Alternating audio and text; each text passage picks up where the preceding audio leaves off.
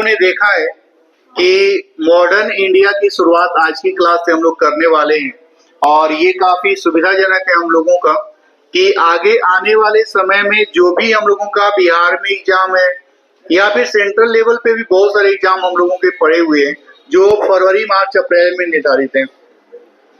तो इन सभी एग्जाम को ध्यान में रखते हुए जो एग्जैक्ट हम लोगों का गेस क्वेश्चन हो सकता है, क्योंकि जीएस में गेस कहना तो मतलब बहुत चैलेंजिंग बात हो जाएगी, लेकिन फिर भी मैक्सिमम जितना पॉसिबल है उन सारे क्वेश्चंस को मैं यहाँ पे अरेंज करके रखा हूँ और हम लोग आने वाले दिनों में वन बाय वन करके इन सभी पॉइंट्स को हम लोग देखेंगे और हम लोग प्रयास करेंगे कि क्लास में मौजूद जितने भी लोग हैं एक बार ये पूरा का पूरा सेक्शन याद हो जाए।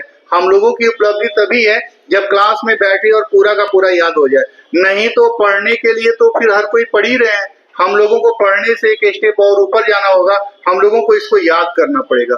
बिहार एसएससी का एग्जाम है, बिहार एईडीओ का एग्जाम है हम लोगों का, उसके बाद एसएससी जीडी का भी एग्जाम हम लोगों का है। तो जीएस को लेके अगर कहीं पे भी कोई एग्जाम आप देने जा रहे हैं, बिहार पुलिस है, बिहार दरोगा है, तो उन सभी एग्जाम के लिए हम लोग काफी यूजफुल हो सकते हैं। तो चलिए, हमने कल कुछ बोला था, आपको ध्यान में होगा कि इसमें से कुछ हम लोगों को सेक्शन पढ़ के आना है।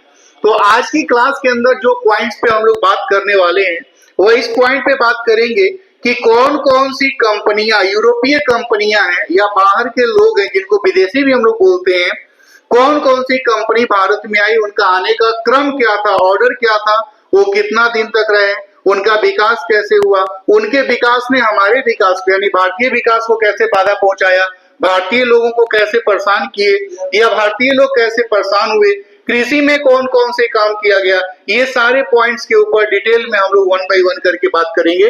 तो आज की क्लास के अंदर जिस पॉइंट के ऊपर हम लोगों का बात होने वाली है, एक तो यूरोपीय कंपनी का आगमन है, भारत के गवर्नर जनरल की बात होगी और भारत के वायसराय की बात होगी।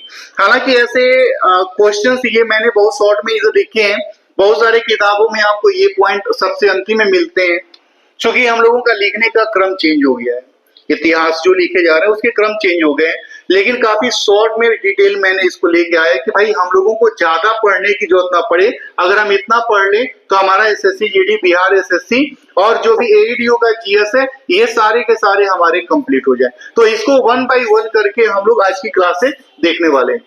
तो सबसे पहले तो मेरे को यही बताइए आप लोग, अगर आप लोग को याद होगा तो मेरे को ये बताइए कि हम लोगों के यहाँ भारत में जो यूरोपियन कंपनी आई है उसका ऑर्डर क्या था, अगर याद हो तो हमने कहा था कि PDEF, तो इसमें हम लोगों का ये पुर्तगाली को डिनोट कर रहे हैं, फिर ये हम लोगों की डच कंपनी की बात हो रही है, फिर ये हम लोगों की इंग्लिश कंपनी यानी अंग्रेजों की बात हो रही है, और सबसे अंत में जो आए हैं वो कौन आए हैं, फ्रांसीसी। तो क्वेश्चन पूछा गया कि भारत में आने वाली यूरोपियन कंपनी सबसे पहली कौन सी थी, तो कौन सी यूरोपियन कंट्री सबसे पहले आई है, पुर्तगाली। तो इसको याद रखेंगे PDEF। तो सबसे पहले जब पुर्तगाली यहाँ पे आए तो पुर्तगाली के कंपनी का नाम क्या था, जब हम लोगों के डच आए तो उनके कंपनी का नाम क्या था, कब उनका गठन किया गया या कब उसकी बनावट हुई, फिर अंग्रेज आए उनका बनावट कब हुआ, उनके क्रम को डे बाय डे हम लोग वन बाय वन करके पढ़ते हुए चलेंगे। तो चलिए हम लोग शुरुआत करते हैं पुर्तगालियों से। आपको पता है वास्को डिगामा के बारे में हम लोगों ने पढ़ा होगा, सुना होगा। वास्को डिगामा कौन था, तो एक पुर्तगाली नाविक था, व्यापारी भी बोल सकते हैं, जिसने सबसे पहले अपना पैर भारत के समुद्री मार्ग के रास्ते से रखा। ऐसे बहुत सारी किताबों में हम लोग पढ़ते हैं कि भारत की खोज किसने की, एक्चुअली भारत के समुद्री मार्ग की खोज की गई। जैसे पहले क्या होता था कि हम लोगों का समुद्र के रास्ते से, पानी के रास्ते से व्यापार नहीं होता था, हम लोग जमीनी मार्ग से व्यापार करते थे। तो जमीनी मार्ग से व्यापार करते थे तो बहुत अलग अलग देशों से होके हम लोगों को गुजरना पड़ता था। तो जिस देश से गुजरते थे वहां पे हम लोग को टैक्स देना पड़ता था, उसके फाइन देने पड़ते थे, उस व्यापार करने का जो भी रखा गया रहता था। इधर में शिफ्ट हो जाएंगे, दिक्कत हो रही है तो ठीक है। तो हमने कहा कि टैक्स देने पड़ते थे, तो जो यूरोपियन कंट्री थे उनको अरब से होके भारत में आना पड़ता था, तो वो लोग परेशान रहते थे, टैक्स देते देते मुनाफा उनका कम हो जाता था।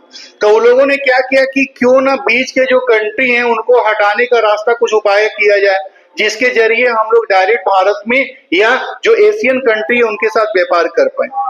तब उन लोगों ने समुद्री मार्ग को खोजना शुरू किया। ये लगभग 1000 के आसपास की बात है, क्योंकि उस समय हम लोगों का अरब कंट्री काफी बढ़ोतरी, यानी उनका इमेज बन रहा था सैनिक दृष्टि से भी, और वो थोड़े से मजबूत हो रहे थे, इस्लाम धर्म मजबूत हो रहा था। तो फिर हुआ कि इस्लाम से या तो लड़ाई करके हम लोग उनको हराएं और वहां पे अपना राज्य स्थापित करें, जो पॉसिबल नहीं हो पाया। तब उन लोगों ने समुद्र के रास्ते से अपने रास्ते बनाने शुरू किए, और उसमें बहुत स्पेन के देश हो गए, जिसमें हम लोग देखेंगे कि अमेरिका की भी खोज हो गई, ऑस्ट्रेलिया की खोज हो गई, अफ्रीकन कंट्री की खोज हो गई, वैसे में एशियन कंट्री की भी खोज हुई। हम लोग बात कर रहे हैं भारत के बारे में। तो भारत में सबसे पहले यहाँ पे लिखा गया है कि भाई हमारे भारत में आने वाले यूरोपियन कंपनियों का आगमन का ऑर्डर क्या था। तो सबसे पहले कौन है? पुर्तगाली आए, डच आए, अंग्रेज आए, डेन आए, फ्रांसीसी। सबसे अंतिम में कौन आया? यहाँ से एक दो क्वेश्चन हम लोगों का, जो आज का पुर्तगाली का आगमन है, इससे एक दो क्वेश्चन हम लोग का कंप्लीट होता है। तो सबसे पहला यूरोपियन कंट्री कौन आया? कंपनी कौन आया? पुर्तगाली। सबसे अंतिम में कौन आया? अब पुर्तगाली के बारे में पढ़े तो हम लोगों को देखना पड़ा कि सबसे पहले कौन व्यक्ति आया जिसने व्यापार की शुरुआत की, कौन से रास्ते से आया जहां से व्यापार बढ़ोतरी हुई। तो हम लोगों ने कहा कि चलिए ठीक है, पुर्तगाल के बारे में हम लोग पढ़ना शुरू करते हैं। तो पुर्तगाल में आप देखेंगे तो सबसे पहले ये क्वेश्चन हम लोगों का है कि वास्को डिगामा, जिसका नाम हम लोग पहले से जानते हैं, तो वास्को डिगामा भारत में पहुंचने के लिए कौन से रास्ते का चयन किया? तो अफ्रीका का एक हम लोगों का जगह है, जो अफ्रीका का सबसे साउथ नीचे का पार्ट है, उसका नाम क्या था? Cape of Gudi. एक्चुअली इस नाम के ऊपर भी कहानी है कि जब यूरोपियन देश के लोग यहाँ तक आए तो उनके मन में एक आशा जमी कि भाई हम लोग यहाँ से दूसरे दूसरे देशों में जा सकते हैं, इसीलिए इसका नाम रखा गुड होप। उसी के नाम पे, वहां पे प्रचलित नाम कुछ और था, लेकिन उसको फिर गुड होप के नाम से जाना गया। तो Vasco da Gama Cape of Good Hope के मार्ग का अनुसरण करते हुए भारत में कब पहुंचा? 17 मई 1498। क्वेश्चन पूछा गया, वास्को डिगामा भारत की खोज या भारत के समुद्री रास्ते की खोज कब की? 1700। कौन सा? 17 मई 1498। पहला पुर्तगाली व्यक्ति जो भारत में आया वो कौन था? अब यहाँ पे दो बातें, एक तो पहली बार आया, सामान लेके आया, बहुत सारे इजाफे हुए, प्रॉफिट हुआ। प्रॉफिट कैसे हुआ? तो जो यूरोप से लेके आया था वो यहाँ पे दिया और यहाँ का सामान लेके यूरोप में चला गया। तो जब यहाँ का सामान लेके यूरोप में गया तो जितना मान लीजिए उसने 1 रुपया लगाया था, तो उसको 60 रुपए का लगभग प्रॉफिट हुआ। तो वहां के लोगों को टेंशन हो गई कि भाई ये तो फिर बहुत अजीबोगरीब बात हो गई, 1 रुपया लगाना 60 रुपया पाना, क्यों ना हम लोग उधर ही पहुंचते हैं। तो धीरे धीरे ये बात सोच के प्रॉफिट का ध्यान में रखते हुए बहुत सारे यूरोपियन कंट्री आना शुरू हुए, जिसमें पुर्तगाली है। फिर हम लोगों ने देखा कि PDEF हम लोग को करके, अच्छा, पुर्तगाली में जब वास्को डिगामा पहली बार यहाँ पे आया और प्रॉफिट लेके वहां पे गया या बेच के प्रॉफिट कमाया, तो फिर उसको भी लगा यार फिर वापस चल के हम लोग काम करते हैं। तो यहाँ पे क्वेश्चन भी ये पूछा गया है, और ये जितने भी देख रहे हैं पॉइंट ऑफ अलग अलग एग्जाम में पूछे गए सारे के सारे क्वेश्चन, से उन्हीं पॉइंट्स को मैंने रखा है। तो लिखा हुआ है कि वास्को डिगामा दूसरी बार भारत कब आया? तो 1502 में दूसरी बार भारत आया। और यहाँ पे उसका उद्देश्य क्या था? तो पुर्तगालियों का आरंभिक उद्देश्य भारत के साथ व्यापार करना था, लेकिन एक्चुअल में ये सिर्फ पूरी कहानी नहीं है कि उनको सिर्फ व्यापार करने की बात थी।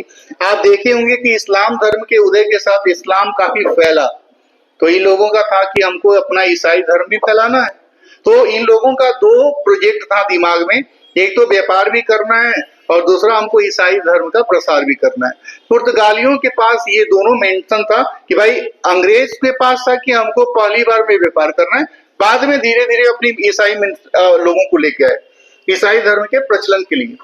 लेकिन पुर्तगाली लोग शुरू में ही दोनों बातें लेके आए कि भाई हमको व्यापार भी करनी है और ईसाई धर्म की वहां पे बनावट भी करनी है, क्योंकि जब ईसाई धर्म को मानने वाले लोग वहां पे ज्यादा रहेंगे तो हमारा आना जाना सुविधाजनक हो जाएगा। नहीं तो हिंदू लोग रहेगा, दूसरा लोग रहेगा तो हमको जाने से लिए परहेज होना पड़ेगा या फिर परेशानी होगी।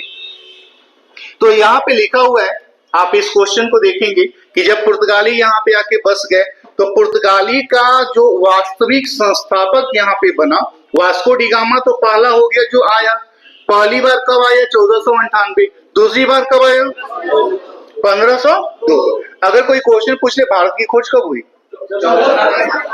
तो भारत के समुद्री मार्ग की खोज 17 मई 1498 किसने किया? Vasco D gamma. दूसरी बार कब आया?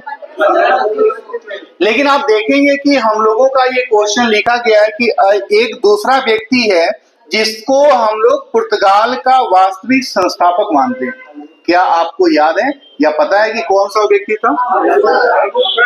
अल्बुकर्क। नाम थोड़ा सा ये देखने में अजबो-गरीब लगेगा, लेकिन ये यूरोपियन नाम है। अल्बुकर्क को भारत में पुर्तगाली शक्ति का वास्तविक संस्थापक माना जाता है। अब यहाँ पे ये बात हम लोग आगे भी पढ़ेंगे, लेकिन यहाँ पे मेंशन किया गया है कि जो मुंबई है वह पहले हम लोगों का किसी और के पक्ष में था, बाद में उसको दान दे दिया गया। तो यहाँ पे वही बातें मेंशन की गई है कि 1661 ईस्वी में इंग्लैंड के शासक कौन थे? चार्ल्स द्वितीय के विवाह में पुर्तगाल की राजकुमारी कैथरीन से हुआ, जिसके उपरांत अंग्रेजों को बंबई द्वीप दहेज के रूप में प्रदान हुआ। यानी बंबई जो था, जो अभी का मुंबई है हम लोगों का, उसको सबसे पहले किसने रखा अपने पास? पुर्तगालियों ने।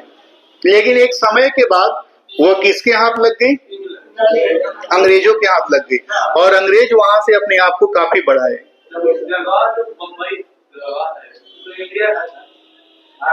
जी, एक्चुअली क्या है कि वो लोग जब यहाँ पे आया तो सिर्फ व्यवसाय करने के इरादे से नहीं आया। वो लोग पहले कुछ टाइम है ना, जैसे हम लोगों का छोटा छोटा राजा के रूप में हर जगह बटे हुए थे, तो कोई भी राजा को हटा के राजा बन सकता था। ऐसा तो प्रजातंत्र था नहीं कि हम चुनाव लड़ेंगे, चुनाव में जीतेंगे, फिर शासक बनेगा, ऐसा वाला बात नहीं था। राजा को हराना है, राजा बनना, ऐसा वाला बात था। तो वो लोग क्या हुआ, मुंबई को राजा को हराए और वहां पे जाके अपना बना लिया। अब कोई उसको अपोज करेगा तब ना मारा पीटी होगा। कौन अपोज करेगा? जो राजा है, जो राजा के सैनिक है, जो सरकार चला रहे वही करेगा। अभी ना हम लोग का लोकतंत्र है कि दूसरी जगह जाके हम हड़प नहीं सकते हैं, लेकिन बाद में ऐसा कोई आएगा जो बोलेगा कि पूरा पृथ्वी पे एक राजा होना चाहिए, या एक प्रधानमंत्री होना चाहिए, या एक राष्ट्रपति होना चाहिए। अब वो कौन आएगा ये नहीं पता, कब आएगा ये भी नहीं पता, लेकिन कभी ना कभी तो आके इसके जो हमारा लोकतंत्र है वो सिस्टम को, मतलब मोदी जी तो नहीं कर सकते, ऐसा नहीं है, क्योंकि मोदी जी से भी ताकतवर लोग विश्व में पड़े हुए हैं।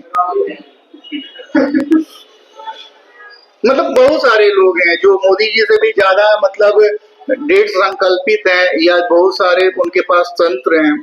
मोदी जी तो ठीक है, मतलब भारत के लिए हैं, लेकिन अब मोदी जी का अपना हो सकता है कि भाई पाकिस्तान के साथ, नेपाल के साथ, चीन के साथ, मतलब चीन तो नहीं, इधर में श्रीलंका के साथ, चीन के साथ में तो पूरा हाथापाई करनी पड़ जाएगी है। हाँ, छोटे छोटे बोलेंगे कि भाई देखो पहले भी अकेले थे, पहले एक भी थे, अभी भी एक हो जाएंगे। बट अभी चूंकि हम लोगों का प्रजातंत्र चल रहा है, बहुत सारे देश में टॉप ऑर्डर में खड़े हैं, सब एक दूसरे का विरोध करने लगेंगे, ऐसा वाला चीज संभव नहीं है। खैर, तो मैंने कहा कि हम लोगों को पहले था, तो ये क्वेश्चन पूछा गया कि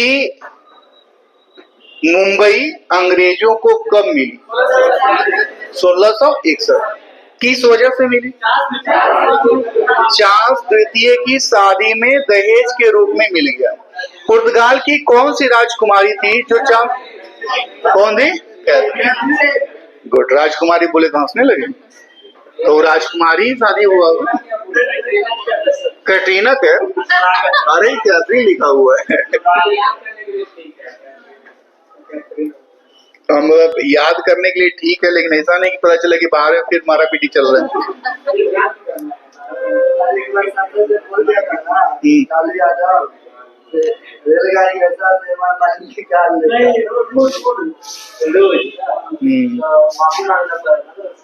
माफी मांगेंगे नहीं, या मतलब शरीर पे बात करेंगे तो जाहिर सी बात है किसी पे भी आपत्तिजनक टिप्पणी नहीं कर सकते। आप लोग भी बच के रहिए, मैं नहीं बोला हूँ। मैं ये लोग बुलवाया मेरे से, भाई साहब मैं नहीं बोल है। कटेगा नहीं ना, कटने का फिर अलग चार्ज लगेगा। वो पता चला कि ये लोग बोला है, मैं कटने का पैसा दे रहा हूँ। खैर, तो मैंने कहा कि भारत का समुद्री मार्ग का खोज करने वाला व्यक्ति कौन था? Vasco D gamma. कब खोज किया? गुड। कहाँ का रहने वाला था? अफ्रीका के कौन से जगह से हो के वो यहाँ पे आया था?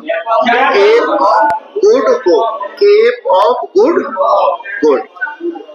फिर हम लोगों का ये आता है कि हाँ, फिर हम लोगों के पास ये, मेरे से हटा के पूछता हूं, नहीं तो आप लोग का क्या है, देख के बोल दीजिएगा। हाँ, तो जब पुर्तगाली लोग यहाँ पे आया तो व्यापार करने के लिए कहीं तो जगह लेगा, तो उसके ऊपर भी क्वेश्चन है कि भाई कौन सा पहला जगह है जहाँ पे व्यापार करने की पहली फैक्ट्री स्थापित किया, जहाँ से व्यापार शुरू किया गया। तो हम लोग का कौन सा जगह है? कोठी का मतलब वही फैक्ट्री टाइप का आइटम हो गया, दुकान टाइप का। कौन सा है? कोची। अब मैं इसको हटा के वापस आपसे पूछता हूँ, जरा बताइएगा। आपस में विवाद नहीं करेंगे भाई साहब लोग। मैं हूँ, मैंने जिम्मेवारी ली है तो मैं याद करवाऊंगा। क्वेश्चन है कि भारत में आने वाली सबसे पहली पुर्तगाली कंपनी कौन? वाह, खैर, अंतिम यूरोपियन कंपनी, पहला यूरोपियन कंट्री, पुर्तगाल का पहला व्यक्ति जो भारत आया, वास्को डी गामा दूसरी बार भारत कब आया? पहली बार कब आया है? ऐसे बताते हुए कोई शॉर्ट वीडियो बना लीजिए, बाकी लोग बोलते रहेंगे भाई साहब। तो मैंने पूछा कि भारत में पुर्तगाली का वास्तविक संस्थापक किसे माना गया है?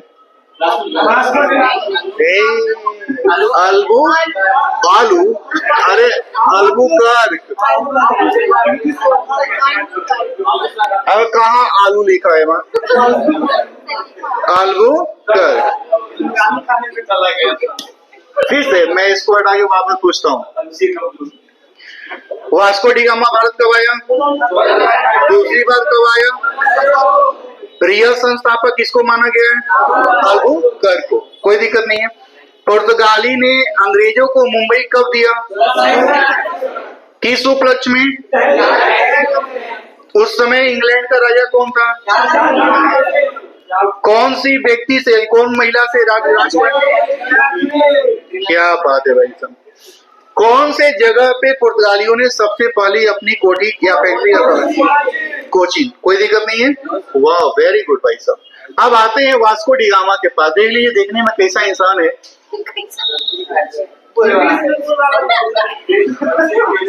क्या गलत बात, बिल्कुल गलत बात भाई। ये टिप्पणी नहीं चलेगी। नीतीश तक ठीक है, नीतीश सरकार तक ठीक है, मुख्यमंत्री तक ठीक है, एकदम गलत बात। खैर, आइए नीतीश, डोंट पर्सनल, ये लोग का बात करें इसमें है नहीं। खैर, जरा ध्यान से देखिएगा और बताइएगा। हम लोग ये पढ़ लिए कि वास्को डी गामा भारत में आया, लेकिन उसको भी कोई न कोई यहाँ पे हेल्प किया था। और भारत में जौन से जगह पे उतरा वहां पे कौन से राजा का शासन था, ये सब भी छोटी छोटी, हाँ, जमहूरियन का था। यहाँ पे लिखा गया इस बात को कि वास्को डी गामा पहला यूरोपीय व्यापारी था जिसने भारत के समुद्री मार्ग की खोज की। किसकी खोज की? यानी स्थल मार्ग से उससे पहले लोग आ रहे थे, जा रहे थे, पुर्तगाल से भी, यूरोप से भी लोग आ रहे थे, लेकिन पानी के रास्ते में उसी ने खोजा। फिर लिखा हुआ है कि 1498 ईस्वी में कालीकट के समुद्र तट पे उतरा और इस अभियान में उसका सपोर्टर कौन था? अब्दुल मजीद, या कहीं कहीं माजिद भी है। तो अब्दुल माजिद नाम का गुजराती व्यापारी उसका पथ प्रदर्शक था। तो यहाँ से दो क्वेश्चन हो गया कि एक तो जहाँ पे कहाँ पे उतरा कालीकट, उसका सपोर्टर कौन था अब्दुल माजिद, और जिस समय वो आया है यहाँ पे और उस पे उस जगह पे कालीकट पे, तो वहां पे जमोरियन नाम के राजा का शासन था, जमोरियन का। तो मैंने कहा कि मैं इसको हटा के पूछूं तो बता पाइएगा? बताइए कि वास्को डी गामा भारत में आया तो उसमें उस समय उसका सपोर्टर कौन था अब्दुल माजिद। 1502 में दूसरी बार भारत में कौन आया? 1498 में भारत की खोज किसने की? 1661 में हम लोग मुंबई को दहेज के रूप में देने वाले देश कौन थे? पुर्तगाल थे। क्या हम लोग बता पाएंगे कि वास्को डी गामा का पथ प्रदर्शक गाइडर कौन था? कौन था? कोचीन में पहली फैक्ट्री किसकी खुली? किसकी खुली? क्या बात है भाई, कौन कहता है कि हम लोग पढ़ते नहीं हैं? अब यहाँ पे जब पुर्तगाली लोग आए तो यहाँ पे शासन शुरू हो गया, जैसा आपने कहा कि भाई ये तो इंडियन प्लेस था, इंडियन राजा थे, तो उन लोगों के हाथ में कैसे चला गया? वो लड़ाई हुआ, मारा पीटी हुई, फिर वो लोग अपना जगह हथिया लिया। तो वहां पे जब जगह हथिया लिया तो किसी न किसी को तो राजा बनाएंगे ना, तो उसी राजा को उस समय गवर्नर के नाम से हम लोग जानते थे। तो यहाँ पे लिखा गया है कि एक फ्रांसिस्को अल्मीडा नाम का पुर्तगाली है और उसने कुछ काम किया है। तो कुछ काम के नाम पे क्या है कि फ्रांसिस्को अल्मीडा भारत में पहला पुर्तगाली गवर्नर था। तो भारत में पहला पुर्तगाली गवर्नर कौन बना? Francisco Almeida. पहला व्यापारी कौन बना? Vasco D gamma. लेकिन पहला गवर्नर कौन बना? Francisco Almeida. कोई दिक्कत? अब उसने कुछ नीति बनाई। उसने कौन सी नीति बनाई?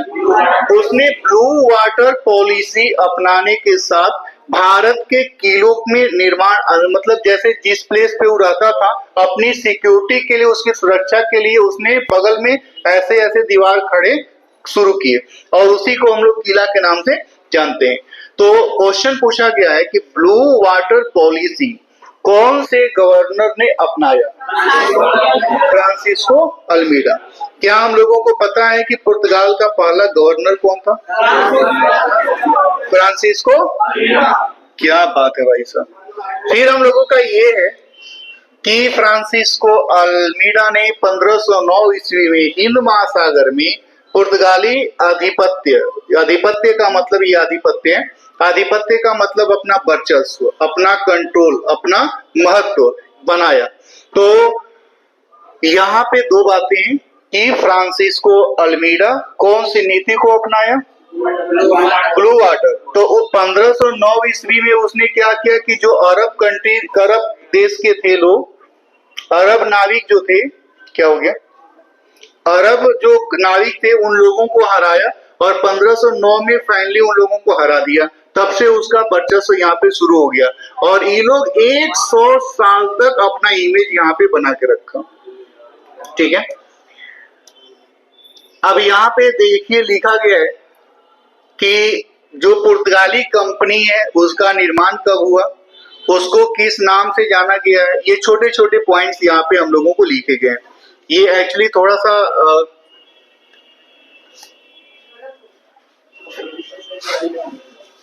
ये एक्चुअली डच है, डच ईस्ट इंडिया कंपनी कब बनी है? 1602। ईस्ट इंडिया अंग्रेजी, ये थोड़ा सा भी इधर है, अंग्रेजी ईस्ट इंडिया कंपनी कब बनी है? 1600 में। तो ये दो कंपनी के ऊपर पुर्तगाली कंपनी कब बनी है? 1498। जिस समय वो लोग आया है उसी समय अपना कंपनी बना के आया है। हालांकि बेसिकली हम लोग जो पढ़ने वाले मेजर जो क्वेश्चन हम लोगों का बनेगा किसके ऊपर बनेगा? East India company. अब देखिएगा सबसे अंतिम में कौन आया है? फ्रांसीसी। और ये लोग कब आया है? 1664। देखिए 1509 में पुर्तगाल का गवर्नर, उसने पूरे हिंद महासागर के ऊपर अपना इम्पैक्ट बनाया। 100 साल तक वो लोग कंप्लीट वर्चस्व में रहा। लेकिन 100 साल वर्चस्व में रहने के बाद भी उसके बाद में आई हुई अंग्रेज कंपनी जो 1600 में आई है, ये लोग अपना कब लेके आए हैं? 1498। ये कब आया है? उसके बाद भी अंग्रेज कंपनी हम लोगों के यहाँ काफी लंबे समय तक रही। तो इसके पीछे की कहानी क्या रही? तो एक तो ये भी था कि पुर्तगाल में डेली बेसिस पे जो राजा बनते थे, डेली बेसिस नहीं मतलब जो वहां के राजा बनते थे, डेली डे राजा बनने लगे तो आदमी कम पड़ जाएंगे, तो उसमें उन लोगों का आपस में ही ठीक से मतलब बिहेव अच्छा नहीं था, एक दूसरे पे कंट्रोवर्सी के रूप में काम करते थे, जिसकी वजह से वो लोग आपस में लड़ते रहे, बाहर का ध्यान ही नहीं किया। तो बाहर का ध्यान नहीं किया, कंट्रोल खो गया, कंट्रोल खो गया। तो ये लोग बाद में आया और इन लोगों का ज्यादा सपोर्ट था अपने राजा का, क्योंकि राजा दहेज के रूप में मुंबई दान में दे दिया। और कब कितना पैसा लिया? 1 पाउंड लिया था। अब इतना कम पैसे में कोई अपना ऐसा शहर दान दे दे, तो इसका मतलब है कि राजा का सपोर्ट अपने व्यापारियों के साथ ज्यादा था कि भाई जाओ तुम अपना काम करो। तो ऐसे छोटे छोटे पॉइंट्स यहाँ पे लिखे गए। तो जरा बताइएगा, फ्रांसीसी कंपनी भारत में कब आई? 1664। पुर्तगाली कंपनी कब आई? ईस्ट इंडिया कंपनी का गठन कब हुआ? 1600। अब यहाँ पे नहीं, 1600 में अब लिखा गया है कि भाई चूंकि हम लोगों के यहाँ ज्यादा पुर्तगाल के ऊपर काम नहीं हुआ है, 100 साल तक वो लोग काम किया है, लेकिन चूंकि अंग्रेज का वर्चस्व यहाँ पे लंबे समय तक रहा है, तो हम लोग ये देखेंगे कि जो अंग्रेज कंपनी रही वो यहाँ पे कैसे आई और उसको उन लोगों ने कैसे बनाया, कैसे बढ़ाया। तो लिखा गया है कि महारानी एलिजाबेथ ने 1600 ईस्वी में कंपनी को भारत में व्यापार करने के लिए शुरुआती दौर में कितने वर्षों का दिया था? 15 वर्षों का अधिकार दिया था। तो क्वेश्चन ये पूछा गया है कि भाई जब ईस्ट इंडिया कंपनी भारत में आई तो कितने सालों के व्यापार के लिए शुरुआत में आई थी? तो 15 सालों का उनका एकाधिकार था कि भाई जाओ 15 साल तक तुम काम करो, फिर बाद में और भी कंपनियां जाएंगी। ऐसा कोई तुम जब तक तुम लोग हो 15 साल तक दूसरी कंपनी नहीं जाएगी। कंपनी बनाया कौन? तो महारानी एलिजाबेथ तो वहां की उस समय रानी होगी, लेकिन वहां के जो टॉप व्यवसायी थे जिनके पास पैसा ज्यादा था, 24 लोगों ने लगभग मिलके एक कंपनी का निर्माण किया अपना अपना पैसा देके। जैसे कोई भी कंपनी खड़ी होती है, कोई एक आदमी खड़ा करता है, कोई 2 आदमी 3 आदमी ऐसे करके लगता है। तो 24 लोगों ने अपनी कंपनी का निर्माण करा और वो लोग व्यापार करने के लिए यहाँ पे आए। तो भाई व्यापार करना है तो ये लोग बड़ी चालाकी से आना शुरू किया। पहले देखा कि भारत में सबसे महत्व वाला या सबसे जो जिनका ताकत है वो कौन सा शासक है, कौन सा शासन है। तो उन लोगों को पता चला कि भाई मुगल वहां पे ज्यादा लंबे समय से काम कर रहे हैं और ताकतवर है, क्योंकि अकबर के टाइम में थोड़ा सा इम्पैक्ट तो बना था मुगल साम्राज्य का। तो वहां पे अंग्रेज लोगों ने सबसे पहले किसको भेजा है? प्रथम अंग्रेज कैप्टन हॉकिंस जेम्स वन का, ये हॉकिंस उसका नाम हो गया, ठीक है। और यहाँ से राजा का नाम है, किसका दूत बन के आया? जेम्स वन का राजदूत बन के जहांगीर के दरबार में। कब आया? 1608 ईस्वी में। एक्चुअल उन लोगों का था कि अगर विदाउट परमिशन जाते हैं तो हम लोग उतना लंबा व्यापार नहीं कर पाएंगे, हम लोग डायरेक्ट जो वहां की सरकारें हैं उनसे कॉन्टेक्ट करते हैं, लंबे समय तक कर पाएंगे। तो सबसे पहला व्यक्ति किसको बना के भेजा? Captain Hawkins. किसके दरबार में आया? जहांगीर। कब आया? 1608। उसको बोला गया कि भाई जाओ वहां पे बिजनेस करने का ऑथोरिटी मांगो, लेकिन ऐसा वो हो नहीं पाया, ठीक है। तब अंग्रेज लोग दूसरे आदमी को भेजा। कब भेजा? 1615 में। किसको भेजा? Sir Thomas Roe. और उसके बाद उसने क्या किया कि जहांगीर से, दोनों किसके शासन में आए हैं?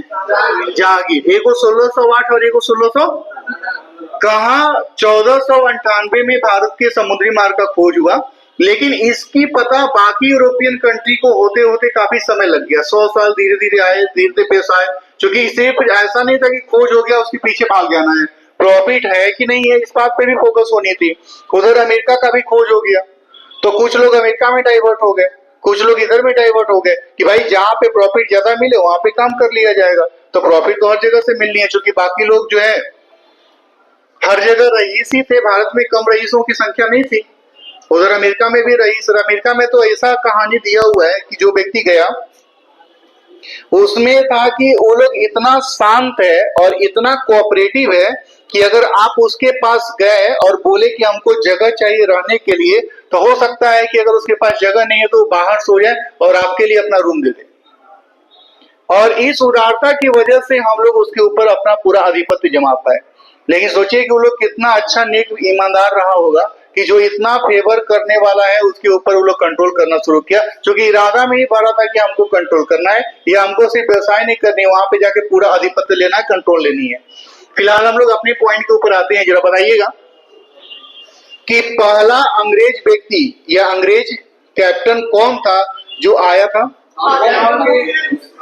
Captain Hawkins. किसके दरबार में आया? कब आया? दूसरा कौन आया? Sir Thomas Roe. किसके दरबार में?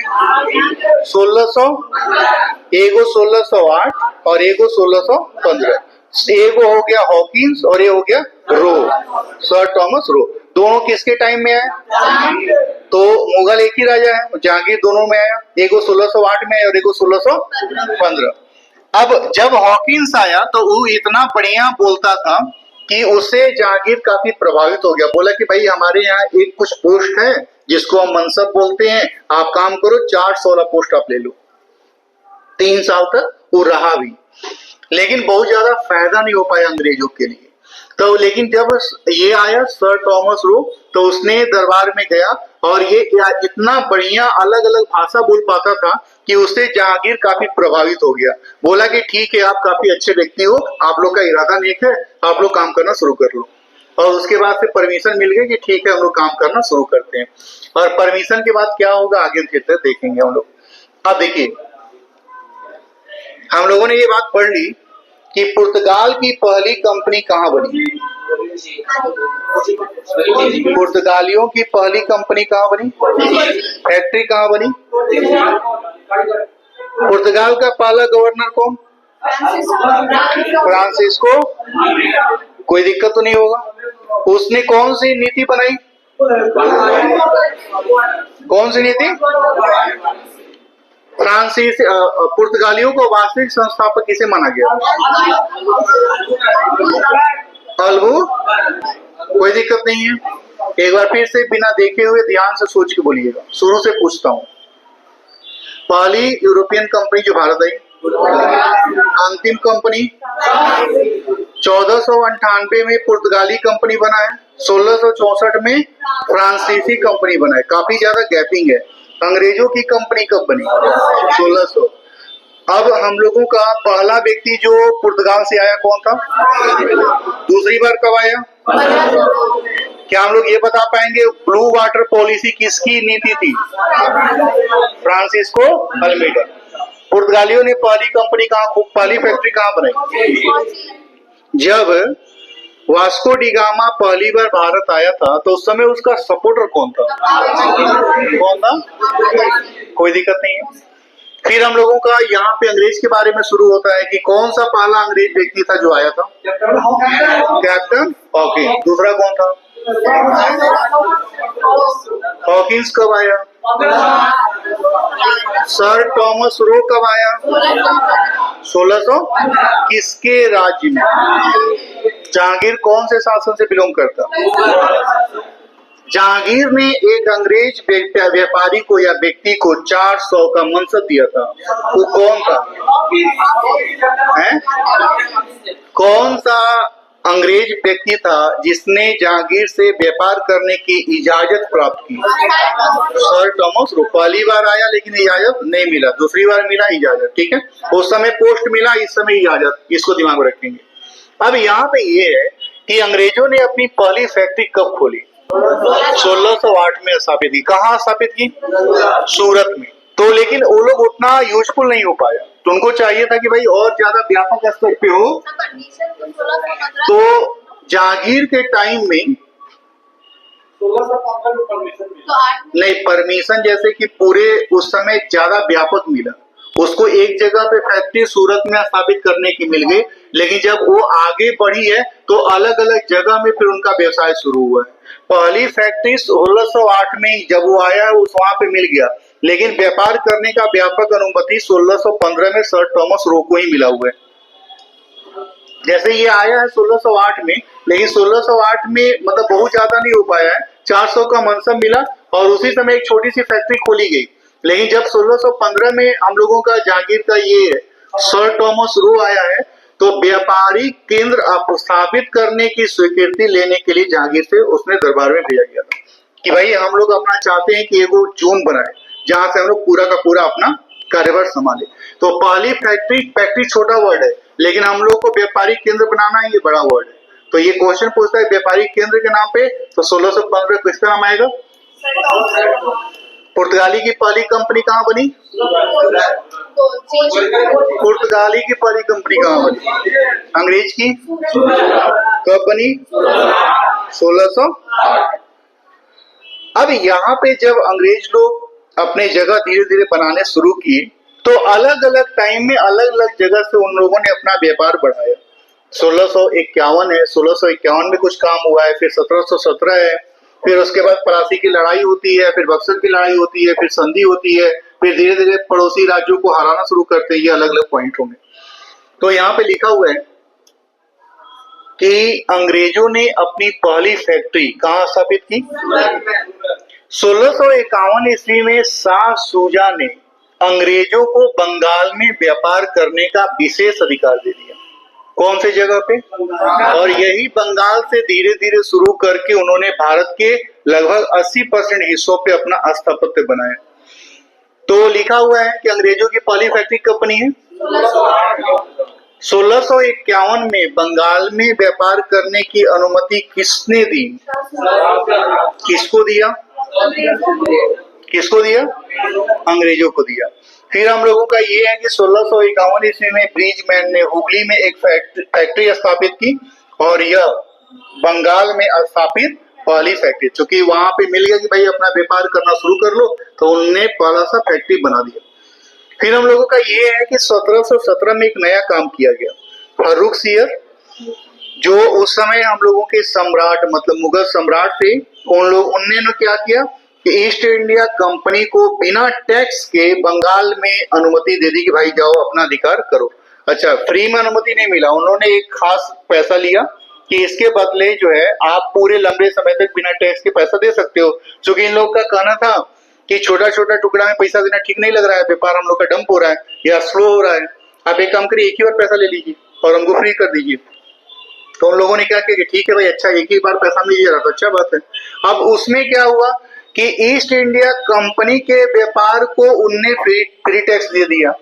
अब वो लोग व्यापार का आदमी क्या करता था कि जो मिला हुआ है एग्रीमेंट उससे अपना पर्सनल व्यापार भी फ्री में करने लगा।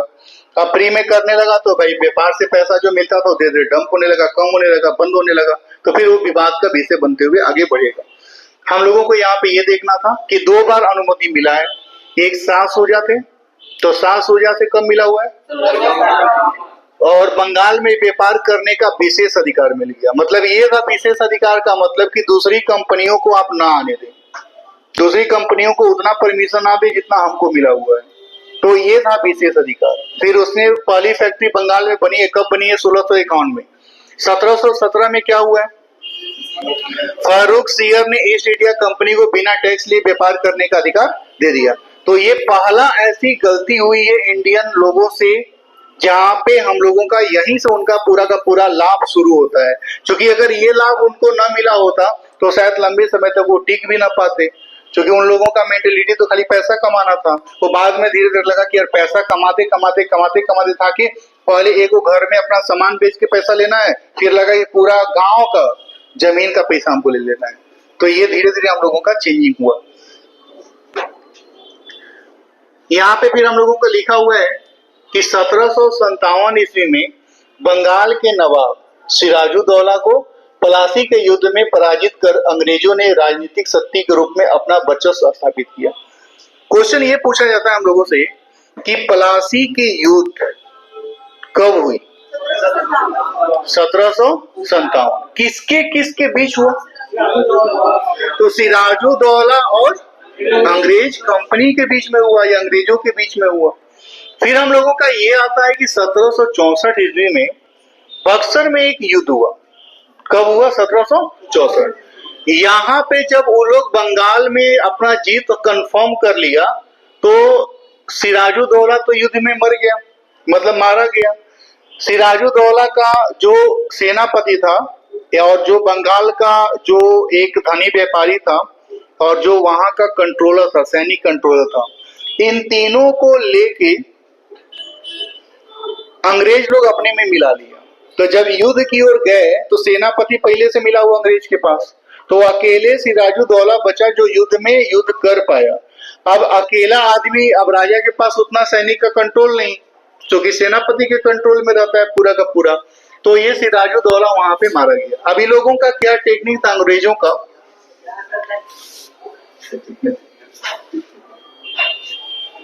क्या हो गया भाई?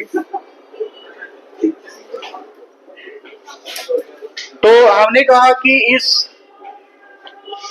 1757 ईस्वी में कौन सी लड़ाई हुई है, किसके किसके बीच हुई है? सिराजुद्दौला।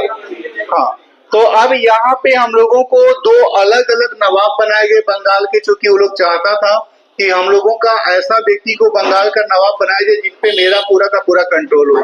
तो उन लोगों ने क्या किया कि मीर जाफर और मीर कासिम, दो व्यक्ति को उन लोगों ने बनाया। हम लोगों के सामने बस यही क्वेश्चन है कि 1757 ईस्वी में बंगाल का नवाब कौन था? सिराजुद्दौला। अंग्रेजों की पलासी की लड़ाई किसके, मतलब पलासी की लड़ाई किसके किसके बीच हुई? कौन विजयी हुआ? कौन विजयी हुआ? अंग्रेज। अब उसमें परेशानी ये हुई कि पलासी का युद्ध होने के पीछे का कहानी ये है कि एक तो फ्री में व्यापार मिल गया, जो व्यापारी कंपनी थे वो भी बिना टैक्स दिए हुए ले रहे थे। तो अच्छा, कोई है जो हम लोग को भी बीट कर सकते हैं? तो हाँ, लेकिन कुछ लोगों का है ध्यान उस पर गया नहीं होगा, कुछ लोगों का ध्यान मतलब यहीं होगा या फिर कहीं और होगा। कहीं और होगा तो नहीं सुनाई दिया होगा, और क्लास में रहते तो शायद वो नहीं सुनते। अगर वो सुनाई दिया इसका मतलब है कि हम लोग अभी फ्री हैं, कुछ भी सो सकते हैं। है?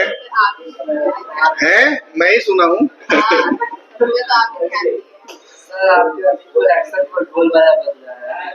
नहीं नहीं, हेलो हेलो हेलो।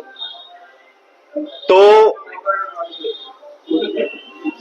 जरा बताइएगा कि पलासी का युद्ध हमने कहा कि एक नॉमिनल युद्ध था, क्योंकि अंग्रेज लोग जब अपना फैक्ट्री बनाने लगा तो उस टाउन को कैप्चर करने लगा। अब वो लोग इतना कैप्चर करके ताकतवर बनने लगा कि भाई नवाब को भी बोला कि तुम मेरे यहाँ इलाके में नहीं आ सकते हो। अब नवाब को इस बात की थोड़ी सी तकलीफ हुई कि भाई जगह मेरा, शासन मेरा, राज्य मेरा, और मेरे को ही जाने से मना कर रहे हैं। तो उसने कहा कि नहीं, ऐसे तो नहीं हो सकता, सबको लड़ाई करना ही पड़ेगा।